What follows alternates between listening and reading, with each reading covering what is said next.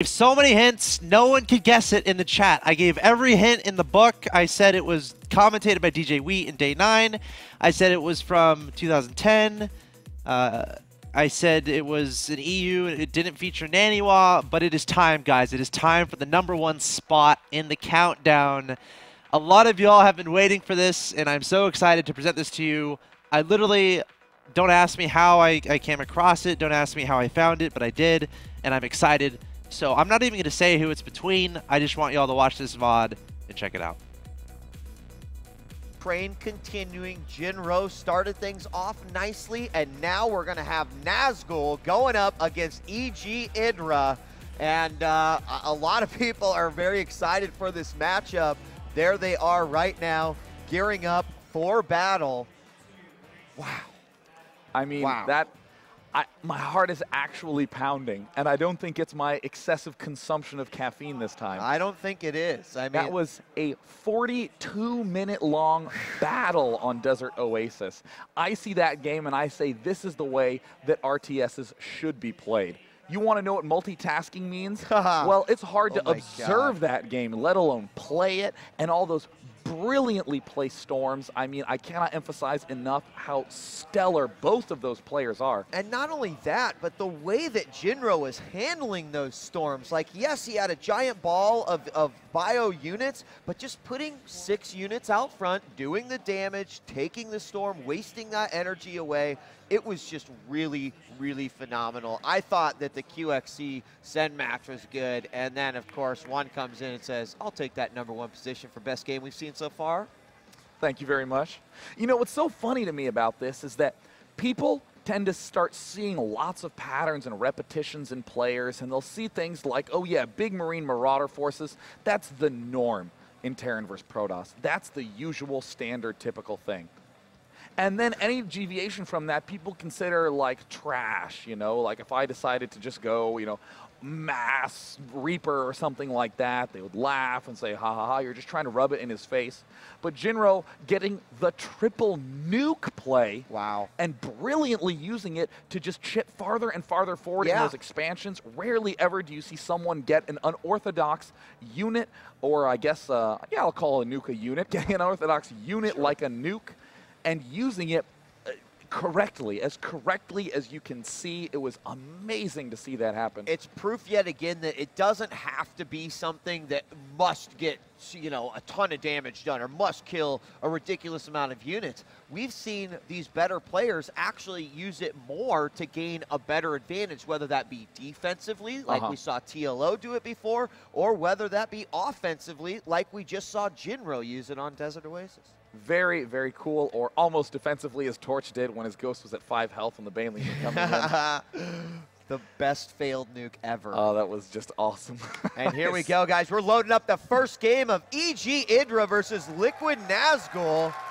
One of the tournament favorites here. He won MLG DC, was top 16 for GSL Season 2, and now is here to try to take another championship title at the MLG Pro Circuit for StarCraft 2.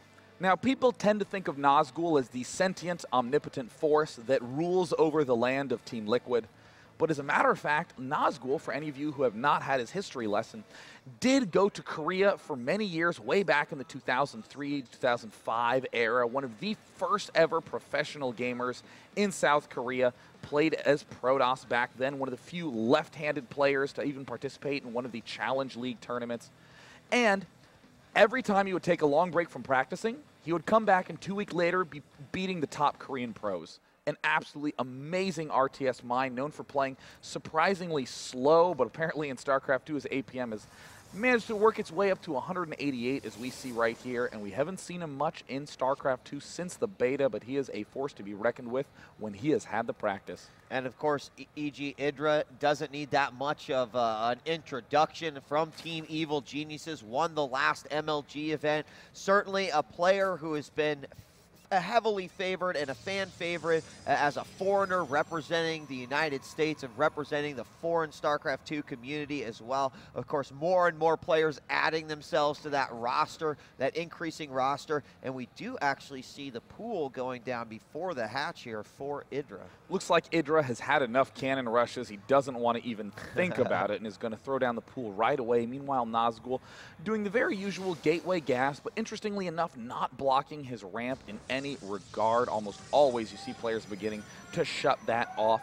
Idra now moving cross-map towards the bottom left. We'll be spotting Nazgul again, our top seed Idra, as the red Zerg in the north position, Liquid Nazgul on the left as the blue Protoss, just now finishing the gateway. There's the Cybernetics core going down, and I am still a little surprised that there's no wall in.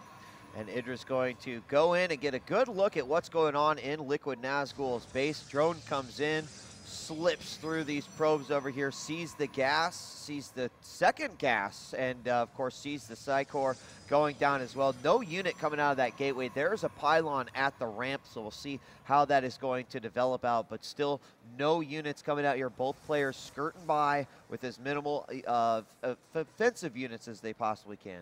So it looks like Idra is not really making any lings more than one larva. Nazgul just going to let Idra know that he doesn't own those mineral fields. Anyone can get there. He's going to mine a little bit of bling for himself and take that on home. Now this is very Idra-esque.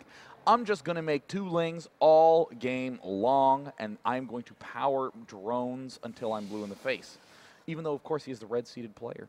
And that is a very good technique just to get enough Zerglings to deny the scouting, to just get rid of any little nuisance at the start of the game, and to get that economy going. Cannot emphasize enough how smart that is. And so now we have the wall off kind of forming here for Nazgul. He's got his gateway at the front. He put down the forward pylon, followed that up with his second gate. Got another stalker coming out, and of course warp gate tech is about 50% done. I believe he's got second queen coming out here for Idra. He took the first one from his main hatch, moved it down the expansion, and then he'll have one pop out at the main yet again. Now where is he going from there? Ling speed is up, and he's moving a spine crawler down to the front just as a couple of stalkers come knocking on the door.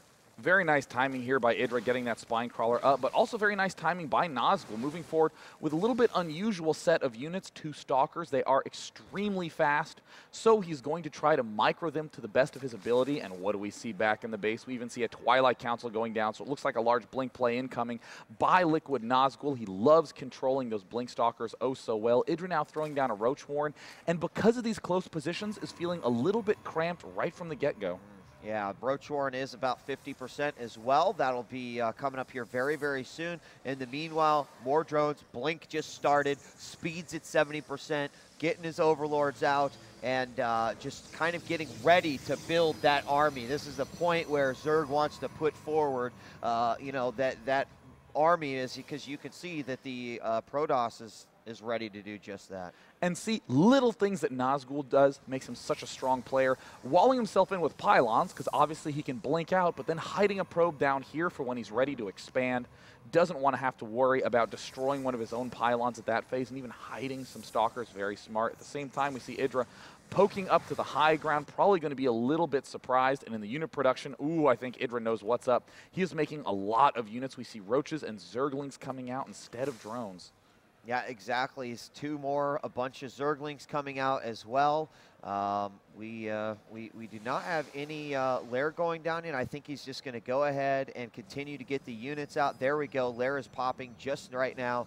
And so he'll get that tech started, and more Lings coming out. Remember, speed has popped as well. So there go the stalkers down the ramp. And it'd be a perfect time to attack after, of course, they've just blinked. But he's got a pretty sizable army here. This is a lot of stalkers. We see 12 stalkers, a 13th being morphed in, a probe popping out.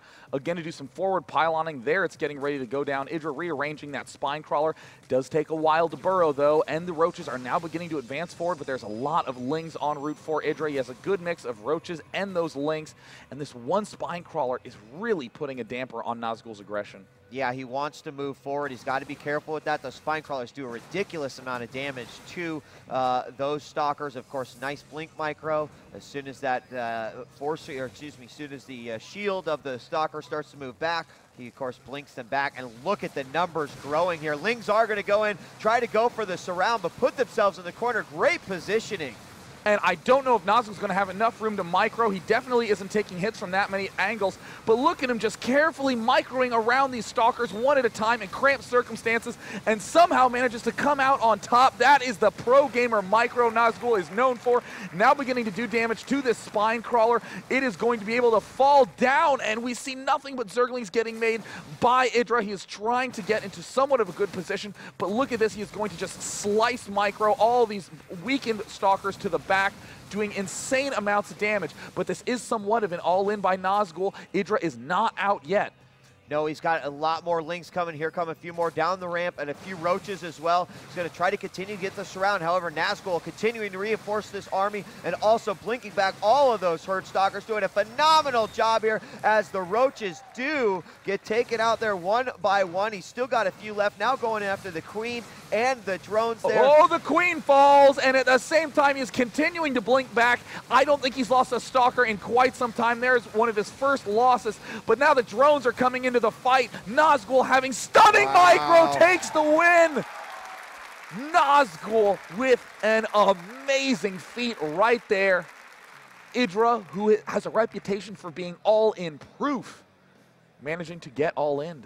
That was very impressive there by, okay, Greg's has already given me the next map. It didn't need to take him too long. Would it by chance be Scrap Station? It might actually be. I'm a clever fellow. Yes. Mm-hmm. Yes, I mean, talking not only about the numbers of Nazgul that he had right there, very nice, but more importantly, his micro was great. And, you know, even being blocked into the corner, the Zerglings came in, he would just move them to the other side, behind where the roaches were attacking them. So he was really doing a lot with the very minimal amount of real estate that he had to work with. And you know what was so amazing to me about that micro is that it was very, very meticulously done. I mean, with that sort of control, most people just box an area of stalkers and warp 4 back at a time and 3 back at a time, but it was always 1 at a time, 1 at a time, 1 at a time. Very, very specific control, and he had, I would say, the hardest time killing off even a single stalker. It was amazing to me how long Nazgul was able to keep all of them alive. So Nazgul busy. Is he in? He's waiting for our invite again. Same thing happened. Yeah, there's a glitch where if you try to invite from that, it won't let you, so you have to do it from the friends list. I got you, and I don't know that I actually have him, so let me just add him here real quick.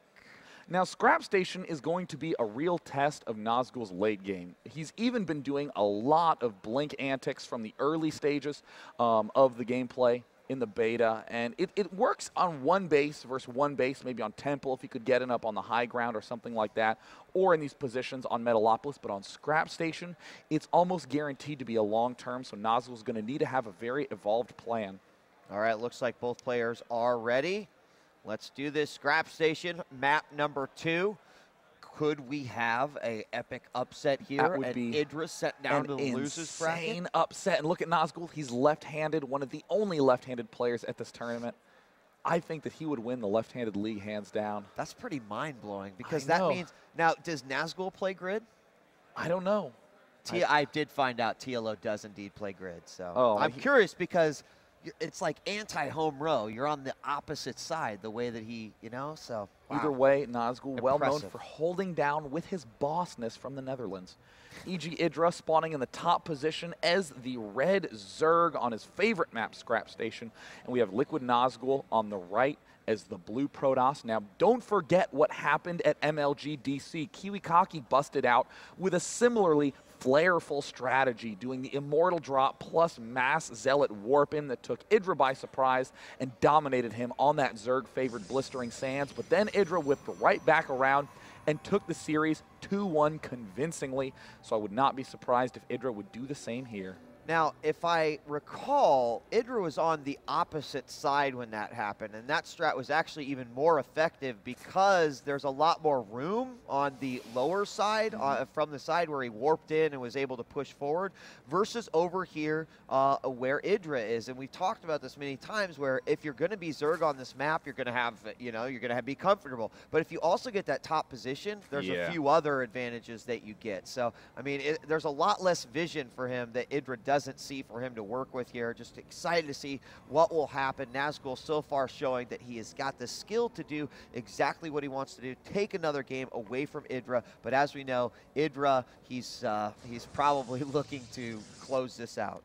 You know, it's kind of funny to see players always grasping for what they think is the new big thing. I mean, even players watching Foxer play and saying, oh, well, I guess I was wrong to do my old strategy. I guess I have to go only Marines in every matchup. But I mean, Nazgul, you watch him play, and he just does what he thinks is right, and when it becomes weaker because of changes in trends and strategy, he just reworks it and continues to make it stronger. Big trust in himself, and we see Idra getting a spawning pool after throwing down that hatch at the expansion. Very typical, and as usual, a relatively fast gas for that fast Zergling speed. More drones coming out. Of course, the Psy-Core going down over here for Nazgul as well. Again, really impressed. Nazgul being a player that is sort of obviously of legend on Team Liquid. You read a lot about it, know a lot about his accomplishments as well. How often do you get to see him play against the other prominent North American talent in StarCraft 2? Well, I think this is the first time that, you know, we've had the opportunity here, and hopefully all you folks here at the event as well as at home as well. So a special treat here, all the amazing games that we've got a chance to see. I am just delighted that I'm the driver of this game. For any of you wondering who's doing the observing, watch as I literally make 2 eyes and then the mouth of a happy face because I am delighted to be here. And here we see Idra now making that queen at both hatches very, very quickly. Nazgul looks like, again, he's getting the fast stalkers. Loves fast stalker play, as most Pronosses currently are, because of how nimble the stalkers are. They have the range, they have the speed, and they regenerate those shields oh so fast. And will Nazgul really begin knocking down these shields right away? No, it looks like he's just making sure there's no proxy hatch here. You know, the other thing, too, to be said is that roaches become fairly popular amongst the Zerg. And in all reality, you know, these stalkers in numbers, blinked like they were, actually are devastating versus those roaches with that little extra damage that they're doing versus armor. You know, that can be really, really scary as a Zerg player. But absolutely. I mean, yeah. I even heard Nazgul whisper after last game, yo, dog, you just got blunk. So big mad props to Nazgul for his ghetto blinking skills. And there he's managing to take out that Zergling. Maintaining control of the Xel'Naga Watchtower. Actually surprisingly important to do that on this map, as that is Zerg's early warning symbol. But Nazgul going to re-wall himself off. And again, just going straight up for the blink play. Apparently knows something that we don't. Apparently is convinced of the strength of it. And don't forget that this little area of destructible debris can be blinked over. Even if there is a spine crawler there, it will not help. Okay, that's something that we will definitely keep in our sights as we see Nazgul now moving back to the tower. He's got some nice Overlord placement here. He's already got this creep tumor coming out, and I love this. You can spread it beyond the destructible debris as long as you have some vision over there. And so he will move out and just kind of check around the expansion. And over on Idra's side, we already have Lair going up, a bunch of Zerglings coming out, a few more Overlords, and I'm curious to see what happens after Lair. Looks like we have nothing but Zerglings getting produced by Idra. Idra actually probably quite curious to see what's inside of Nazgul's base, but only sees 2 gateways, and for the most part is playing in the dark. And Nazgul again going for the identical blink play. There's a forward pylon planted by that one probe. I mean, this could be disastrous for Idra. I've never seen a player use blink micro as well as Nazgul. Well, we've got a Hydralisk Den going down for Idra. No, that could be very difficult to deal with. And yeah, so it's gonna, of course, the Hydralisk Den having its own advantages, disadvantages, of course, high DPS, but you've got to have ridiculous creep spread because the moment those units get off, it's going to be really bad. However, he's only got 5 Hydras coming out right now. This is a huge force from Nazgul coming up the left side. And it looks like it is a 12-stalker force. Zerglings coming in from behind. Oh, how badly they want to take out that one pylon. That would be enormous. Trying to dart forward, trying to pick off this spine crawler. Idra is just patiently waiting for the right moment. Yep, and he's letting that army move forward. He's going to bring it down. He's going to wait for it actually to warp in. Moving in here.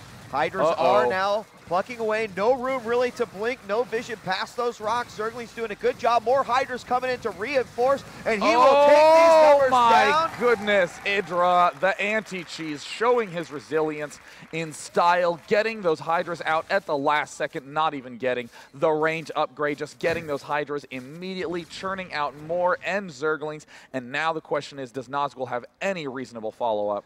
Well, I mean, I got to wonder how in the heck do just like a handful of Hydras and then a few Zerglings, like great control, making sure that he's taking and focus firing those, and then he looks like he wants to go right through, going to probably spread the creep right across the bridge. This second force from Nazgul is going to come up. It may be able to blink backwards here. He's going to stop that creep tumor production, but look at the amount of Hydras that are coming out here. A very good sizable amount for the amount of Stalkers that we have on the field.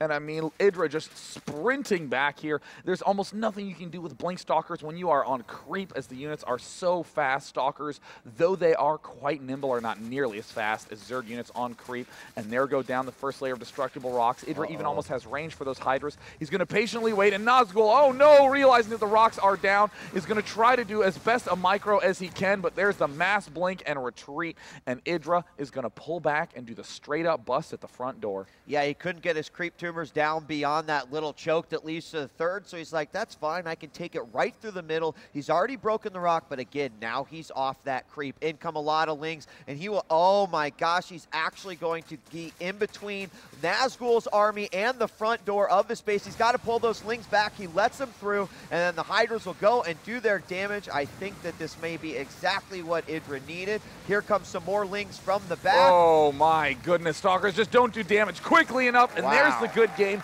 Tying the series up 1-1. Keep in mind that that was Idra's map of choice. Right. He had the time to get the drones to support the Hydras, and of course to see that huge pack of Blink Stalkers coming. I knew it was going to happen. I knew Nazgul.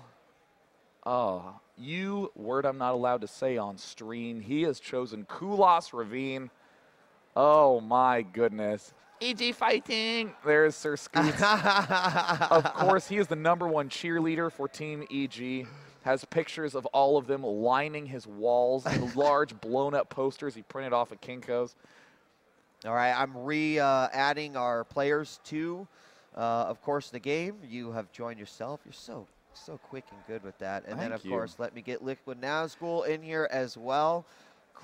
I mean, I cannot believe to slow down for Nazgul is choosing Kulas Ravine. Nazgul hit a struck of gold right there in game 1 when he spawned in the close positions on Metalopolis and was up against Roaches with that Blink Stalker micro. And now with Kulas Ravine in the map pool, we are going to see if he might be able to pull the huge upset against Idra.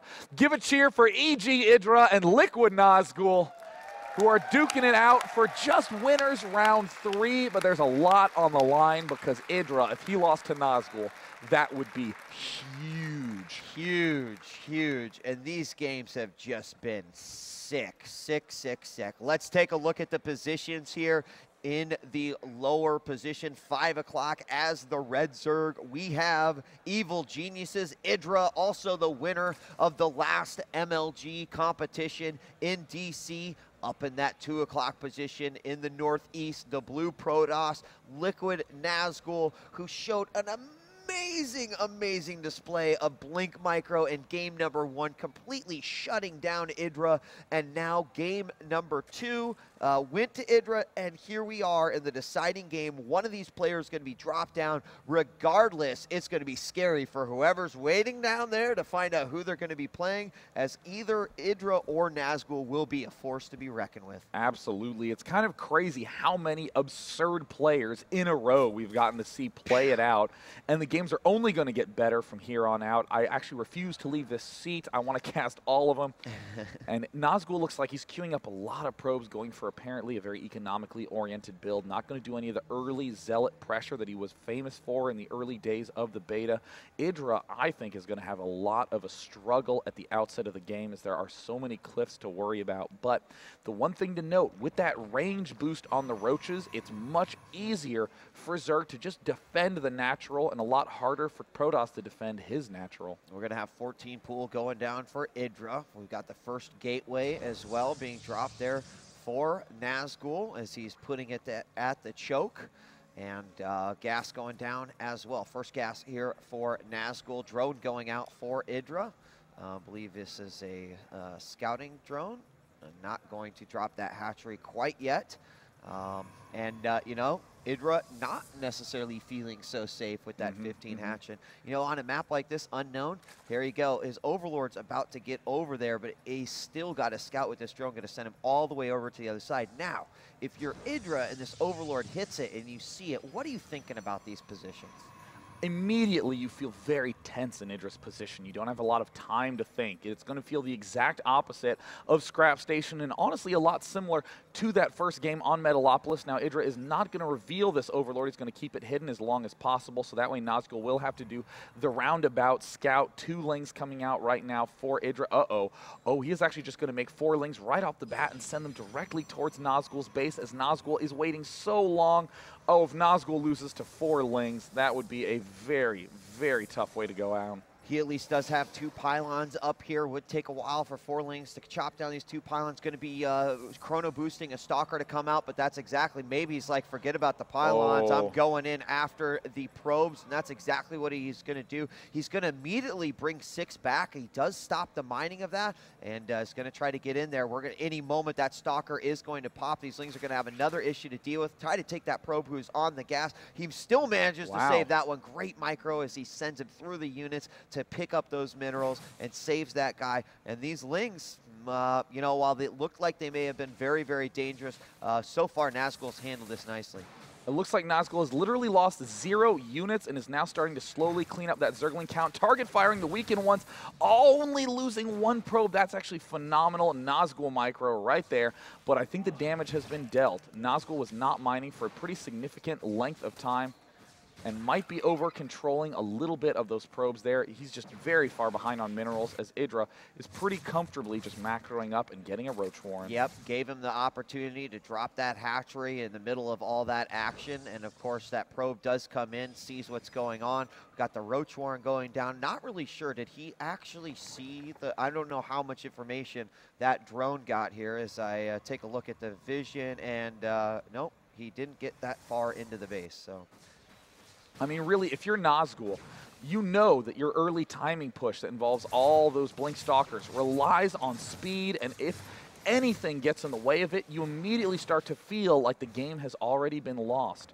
So Nazgul needs to make absolutely certain he doesn't abandon any sort of plan. Yes, indeed, there is the Twilight Council going down again. Nazgul has a lot of faith in those Blink Stalkers, and it looks like he's going to be at a little bit of an advantage, as we do know Idra is going Roaches. Yep, and the Spine Crawler did finally pop. Zerglings are out, but I think that was pretty smart by Nazgul, putting some pressure on with those Stalkers, forcing some additional units to get made, maybe trying to make comeback with a little bit of from that disadvantage that he got not mining. Speed is nearly complete, and again, that Twilight Council came a lot later than it did in some of those early games because of that delayed mining. Now, Nazgul would be very wise to begin knocking down these back-destructible rocks. That would help him begin setting up this expansion. He could even get a free Overlord kill. That is, of course, very expected, but Idra is just swinging so far ahead in the food in the resource counting station. 51 food for Idra against 38 for Nazgul. Yeah, and of course you reach that point with the Zerg where they're able to just spit out so many units and change up their composition at will. We've got a bunch of Roaches moving out here. Blink is halfway done. We have more Stalkers coming out. We did add a couple of gateways here. There's an additional one at the front. That's going to make it 4 gateways here, and look at this starting to mount a little area as he is going to be able to deny any sort of expansion and possibly move in here. This could actually be very dangerous for Idra, interestingly enough, because when the Blink micro finishes, he can chase down all these units. The Stalkers are so fast. Oh my god, Idra's going to get the good old Nazgul surprise. And very soon. He could be blinking. Oh, it looks like he's very cautiously advancing forward. He's not going to do any mass advancement forward. It looks like Idra is going to try to move up here. He should blink that out, and gets it out in the nick of time. And it looks like Idra's actually just going for a very nice little contain here. Looks like Nazgul is not confident that he can end the score right here. And wow, losing one warp gate at this stage could actually be pretty big. And he does manage to take it down right there. A lot of Lings in the back. Lings are going to come in, try to get this around. They will get off on a few. Great micro, blinking those units back. Roaches can't shoot that far. And so look at the amount that he is saving here as he continues to reinforce over and over. Really exactly what happened in that last matchup. He moves forward. Idra kind of feigns back a little bit. And now he's going after those low health stalkers. But is it enough? Oh, hello, Roaches. You don't have Roach speed. You are off creep. Idra may have made a key miscalculation there. He is losing a lot of Roaches. Oh my god, there's 2 Overlords that are vulnerable as well. Idra does have a lot of Overlords out on the field right now, but still any loss at this phase is huge. Idra also mis-rallying. Nazgul takes advantage of the free kills and is going to knock those Overlords out, and he's going to try to continue to be aggressive. His wall off is not complete though. We see Nazgul adding 2 more gateways. Nazgul is all in at this point in time. Idra has to defend with everything. Yep, he does have to defend with everything, and you see a lot of units being pumped out here over on Idra's side. He does have a spine crawler down as well. Another Overlord goes down, and we are going to have what? Wow, it looks like another Overlord is also wandering out to potential doom, and like you were pointing out, doesn't want to get any sort of blink up on his own high ground there, and Nazgul is now beginning to continue to warp in, just gently rearranging those units up by the Xel'Naga. And here comes another group coming down. Oh my god, he can get up there. He's using the vision range of the Xel'Naga tower to pop up onto the high ground. I did not even know that was possible, but Nazgul, the tactician, pulls it off. But there are Zerglings there waiting, and I think Nazgul's going to even be happier about that, because look at all these units up on the high ground. Idra's defending with everything, and Nazgul does the full-out retreat, and now the natural expansion of Idra is so vulnerable.